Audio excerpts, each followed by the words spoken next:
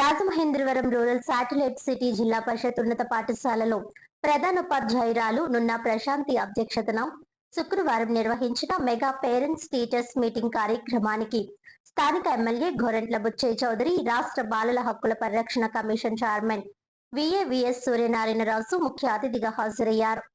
శుక్రవారం ఉదయం 9 గంటలకు రాజమహేంద్రవరం రూరల్ శాటిలైట్ సిటీ జిల్లా పరిషత్ ఉన్నత పాఠశాల యందు మెగా పీటీఎం పాఠశాల ప్రధానోపాధ్యాయులు నున్న ప్రశాంతి అధ్యక్షతన జరిగిన ఈ కార్యక్రమంలో ముఖ్య అతిథిగా గౌరవ స్థానిక శాసనసభ్యులు గోరంట్ల బుచ్చయ్య చౌదరి మాట్లాడుతూ, ఎన్నికల్లో ఇచ్చిన ప్రతి హామీ కూటమి ప్రభుత్వం అమలు చేస్తోందని, రాష్ట్రాన్ని అభివృద్ధి చేస్తూనే పేద ప్రజలకు సంక్షేమ పథకాలు అందిస్తుందని పేర్కొన్నారు. విశిష్ట అతిథి రాష్ట్ర బాలల హక్కుల పరిరక్షణ కమిషన్ చైర్మన్ విఏవిఎస్ సూర్యనారాయణరాజు, విద్యార్థుల ఉన్నత భవిష్యత్ కోసం తల్లిదండ్రులు, ఉపాధ్యాయులు సమన్వయం చేయాలని, చదువుకు పేదరికం ఎప్పుడూ అడ్డంకి కాకూడదనే ఉద్దేశ్యంతో కూటమి ప్రభుత్వం అనేక సంక్షేమ విద్యా కార్యక్రమాలు అమలు చేస్తోందని తెలిపారు. మరొక అతిథి రాష్ట్ర హెల్త్ ప్రధాన కార్యదర్శి గోరంట్ల రవిరామ్ కిరణ్ మాట్లాడుతూ, సీఎం చంద్రబాబు ఆదేశాల మేరకు విద్యాశాఖ మంత్రి నారా లోకేష్ బడి పిలుపు వికసిత ఆంధ్రాకు మలుపు అనే నినాదంతో రాష్ట్ర వ్యాప్తంగా మెగా పేరెంట్స్ టీచర్స్ కార్యక్రమాలు నిర్వహిస్తున్నట్లు తెలిపారు. అనంతరం బ్రైట్ చైల్డ్ ఫౌండేషన్ హైదరాబాద్ వారి నుండి satellite city staff secretary D Ramudu సమన్వయంతో 5 లక్షలు విలువ చేసే 8 కంప్యూటర్లను ఐసిటి ల్యాబ్ కు సమకూర్చడమైంది. దీనిని ముఖ్య అతిథులు ప్రారంభించారు. ఈ సందర్భంగా ప్రధానోపాధ్యాయుని ప్రశాంతి మాట్లాడుతూ, నేటి తరం విద్యార్థులకు సాంకేతిక పరిజ్ఞానం అవసరమని, దానికి సహకారం అందించిన bright child foundation project officer పుట్ట రామకృష్ణ, సిహెచ్ ప్రవీణ్ గారిని, వారిని సమన్వయం చేసిన డి రాము గారిని అభినందించారు. ఐసిటి ల్యాబ్ కు ఇన్స్ట్రక్టర్ అందించాలని కోరారు. దానికి ఎమ్మెల్యే ఏర్పాట్లు చేస్తానని ప్రకటించారు. అనంతరం సెక్రటరీ డి రాముడు మాట్లాడుతూ, మా పాఠశాలలో విద్యార్థుల సంఖ్య బట్టి మరొక 20 కంప్యూటర్ల వరకు అందించాలని ఫౌండేషన్ వారిని కోరారు. అనంతరం ఫౌండేషన్ ప్రాజెక్ట్ ఆఫీసర్లు మాట్లాడుతూ, ప్రభుత్వ పాఠశాలల్లో డిజిటల్ విజన్ విస్తరించేందుకు ఫౌండేషన్ చేపడుతున్న కార్యక్రమాలు కంప్యూటర్ విద్య, ఏఐ అవగాహన, కెరియర్ గైడెన్స్ మరియు విద్యార్థుల సమగ్ర అభివృద్ధిపై వివరించారు. అనంతరం ఈ కార్యక్రమంలో రాష్ట్ర tourism corporation director Vasireddy Rambabu, రాష్ట్ర కార్యదర్శి మజ్జి పద్మావతి, జిల్లా బీజేపీ నాయకులు PK Nagendra, ICDS PD Sridevi, MPDO Sunil Armstrong, MEO Tulasidas, D Vemana, Vasireddy Bobby, Nimmalapudi Govind, Seelam Govind, MSR కూటమి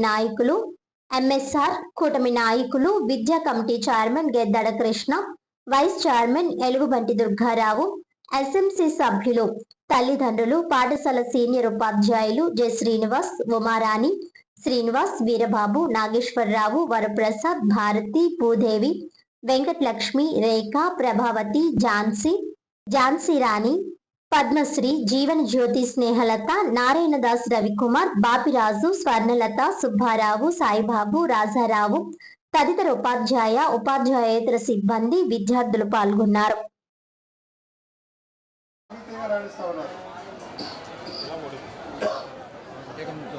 మెడికల్ కాలేజీలో 160-70% మహిళలే ఉంటున్నారు. అబ్బాయిలేమో ఇంజనీరింగ్ చేసి త్వరగా జాబ్లోకి వెళ్ళిపోయి సంపాదన దిగాలని వాళ్ళు అంటున్నారు. అన్ని రంగాల్లో ముందు అమ్మాయిలు ముందుకు వస్తూ ఉన్నారు. కనుక సైన్సెస్లో, అనుశాస్త్రంలో కానీ అన్నింటిలో కూడా మహిళలు అభివృద్ధిగా రాణిస్తూ ఉన్నారు. ఇవాళ ఈ పేరెంట్స్కి లక్ష్యం తల్లికి వందనం. తల్లికి వందనం కింద గతంలో కూడా అమ్మ ఒడి అన్నారు. 4 సంవత్సరాలు ఇచ్చారు. అది ఒక్కడికే ఇచ్చారు. 5,000 కోట్ల రూపాయలు ఖర్చు పెట్టారు సంవత్సరానికి. ఈరోజున చంద్రబాబు గారు అధికారంలోకి వచ్చాక 10,120 కోట్లు గత సంవత్సరం. ఈరోజు మరలా 10,120 కోట్ల రూపాయలు. ఒక రాజమండ్రి రూరల్ నియోజకవర్గంలోనే 50 కోట్ల రూపాయలు ఇస్తున్నారు. దాదాపుగా 40,000 మంది పిల్లలకి ఈ రోజున తల్లిల ఖాతాలోకి జరుగుతారు. ఎవరైతే తక్కువ వేతనాలు ఉన్న అంగన్వాడీ ఆశా వర్కర్లకు కూడా ఇవాళ తల్లికి వందనం వర్తించేలాగా నిర్ణయం చేయడం చాలా సంవత్సరం నిర్ణయం. పేద వర్గాలు, అసంఘటిత కార్మికులుగా ఉన్న రంగాలకు కూడా ఒత్తిడి చేయాలని ఇబ్బంది దాని మీద రాష్ట్ర ప్రభుత్వం కోట ప్రభుత్వం నిర్ణయం చేసింది. Silence please. 67 లక్షల మంది పిల్లలకి ఈ సౌకర్యం వర్తిస్తూ ఉంది. విద్యారంగంలో సమూల మార్పు వస్తూ ఉంది. ఈ సంవత్సరం ప్రభుత్వ పాఠశాలలో రిజల్ట్స్ బాగా పెరిగినాయి, మంచి ఫలితాలు వస్తున్నాయి, కాంపిటేటివ్గా వెళ్తూ ఉన్నారు. ఐటీఐలో సీట్లు బాగా సాధించారు. ఈ సంవత్సరం 20 మంది పిల్లలకు నేను 2 లక్షల రూపాయలు 10,000 రూపాయలు చొప్పున ఇచ్చాను ప్రోత్సహించడం కోసం. మళ్ళీ వచ్చే సంవత్సరం కూడా ఇస్తా, టాప్ వచ్చిన వాళ్ళు కూడా ఇస్తా. ఇవాళ ఒకటి ఇక్కడికి జూనియర్ కాలేజీ ఇంకా పూర్తిగా డెవలప్ కావాలి. ఇక్కడే అమ్మాయిలు అబ్బాయిలకు కూడా ప్రవేశం ఉండేలాగా చూడాలి. సైన్సెస్ కూడా ప్రారంభించేలాగా ఏర్పాట్లు చేస్తాం. తప్పకుండా కాంపౌండ్ అయిపోతుంది. కాంపౌండ్ విద్యా కమిటీ జాగ్రత్తగా ఉంటారు, మన బిడ్డలు బాగుంటారు, చెడు వాటికి దూరంగా ఉంటారు. రాజుగారు ఎన్నో సముచితమైన విషయాలు మీకు దృష్టి చేశారు. అవన్నీ పాటించాల్సిన అవసరం ఉంది. మన చెప్పిందే చెప్పకుండా ఒకటి చెడు వాటికి దూరంగా ఉండండి. ఆడపిల్లలను గెలిపించే కార్యక్రమాలు మానుకోండి. రౌడీ చేస్తూ తగాదాలు వద్దు. ఈ శాటిలైట్ సిటీలో అనేక మతాలు, అనేక కులాల వాళ్ళు ఉన్నాం. అందరం సాధ్యమనం చేస్తాం. ఆ మతం ఎక్కువ, ఈ మతం తక్కువ, ఈ కులం ఎక్కువ, ఆ కులం ఎక్కువ, తక్కువ అనుకోవడం వీలేదు. మనందరిది ఒకటే రక్తం, తెలుగు జాతి రక్తం. దాన్నే మనం ఆలోచన చేసుకున్న ముందుకు వెళ్ళాలి. నా న్యూరాలజీ కంప్లీట్ అయింది. అంటే ఆల్మోస్ట్ 13 ఇయర్స్ పైన చదివాను మెడిసిన్.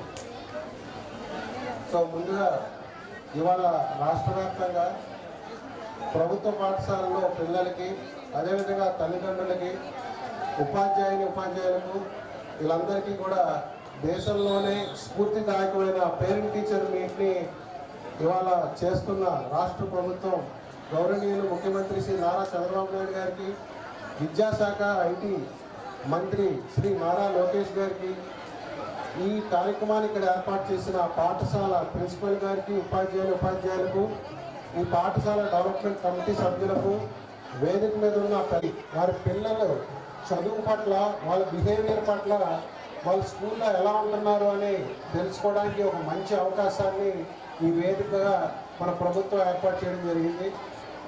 ఏ రాష్ట్రంలో లేని విధంగా ఇలా పేరెంట్స్ అండ్ టీచర్స్ ఇంటరాక్షన్ అనే కార్యక్రమం జరగట్లేదు.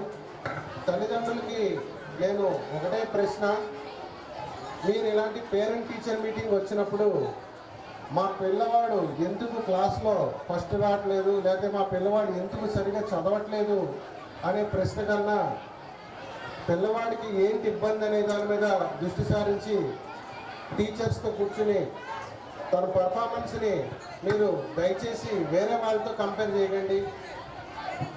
మీ పిల్లాడి వారి యొక్క పర్ఫార్మెన్స్నే మీరు ఎప్పుడు కూడా బ్యారేజ్ వేసుకోవాలి. అంటే లాస్ట్ ఎగ్జామ్కి ఈ ఎగ్జామ్కి ఆ స్టూడెంట్ పర్ఫార్మెన్స్ తనతోనే కంపేర్ చేయండి.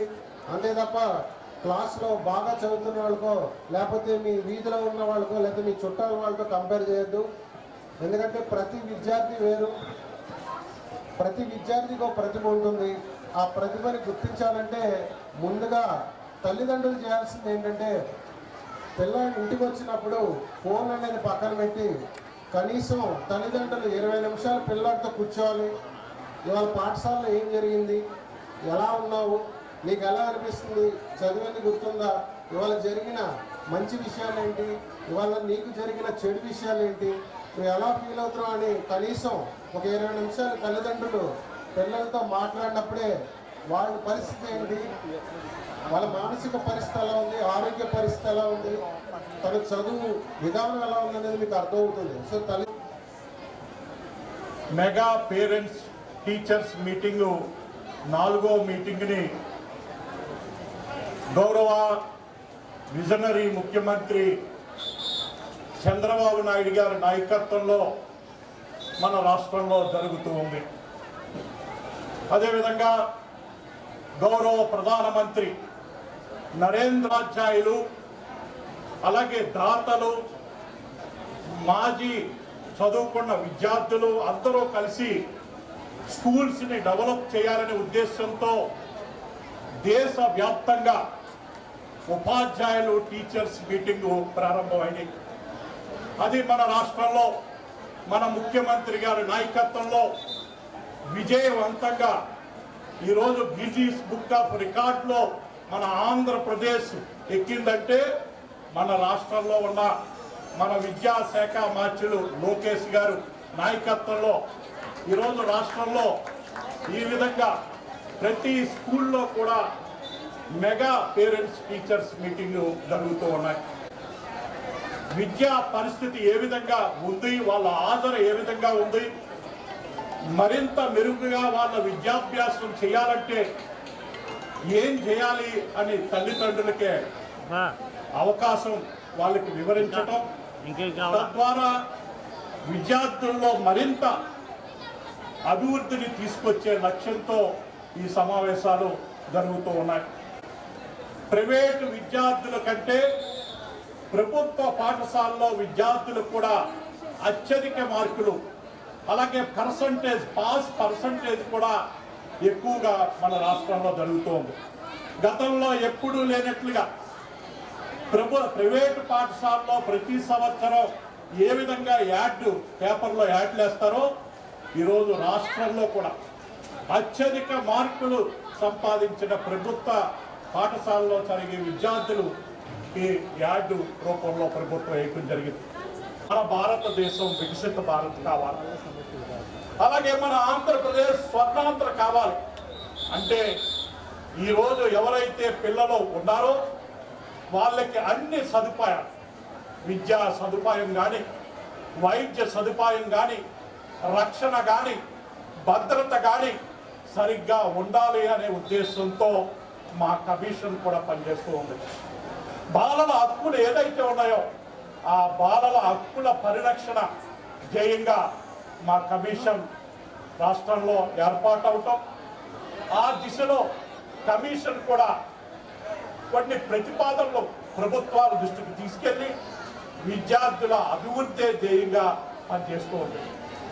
ఈ గ్రామం ఏర్పడడానికి సాట్లైట్ సిటీ అనే గ్రామం ఏర్పడడానికి దత్తత తీసుకోవడం కాదు సార్. ఈ గ్రామం ఏర్పడడానికి తాత గోరంట్ల బుచ్చి చౌదరి గారు మరి రాజమండ్రి సిటీ ఎమ్మెల్యే ఉంటుండగా ఇక్కడ ఉన్నటువంటి ఎవరైతే పూర్వం నుంచి ఉన్నారో ప్రజలందరూ అనేకమైన ఇబ్బందులు పడుతూ ఒక 4వ వార్డు అనే పుస్తకాలపేట ఉండేది. ఆ పుస్తకాలపేటలో తెల్లవారులు ఎక్కితే సవాలు వెళ్ళి కాటిగా మరి శ్మశానం పక్కన అక్కడ మొత్తం వార్తంతా ఉండేది 4వ వార్డులో. అటువంటి అటువంటి వార్డులన్నింటినీ ఎక్కడైతే బీసీలు ఉన్నారో, ఎక్కడైతే బడుగు బలహీన వర్గాల అందరూ కూడా ఉన్నారో వాళ్ళందరికీ పట్టుమని మన అన్న ఎన్టీ రామారావు గారు ఏదైతే సంకల్పం పెట్టారో కూడు కూడా నీటని, మరి ఆ సంకల్పంతో ఒక మంచి సంకల్పంతో నా ప్రజలకు నేను చెయ్యాలి అన్న భావంతో ఇక్కడ ఈ గ్రామాన్ని ఏర్పాటు చేసినటువంటి నాయకులు మా అన్న చిన్న గోరంట్ల బుచ్చి చౌదరి గారిని మీకు తెలియజేస్తున్నాం సార్. చూసా ఉండాలి, ఏదో ఎమ్మెల్యే అయిపోయాం, ఏదో కార్యక్రమాలు చేస్తామని కాదు. మన ప్రధానమంత్రి ఎవరో పేరు, ప్రధానమంత్రి పేరు వినిపించట్లేదు. మన ముఖ్యమంత్రి గారి పేరు, ముఖ్యమంత్రి గారి పేరు, ముఖ్యమంత్రి గారి పేరు.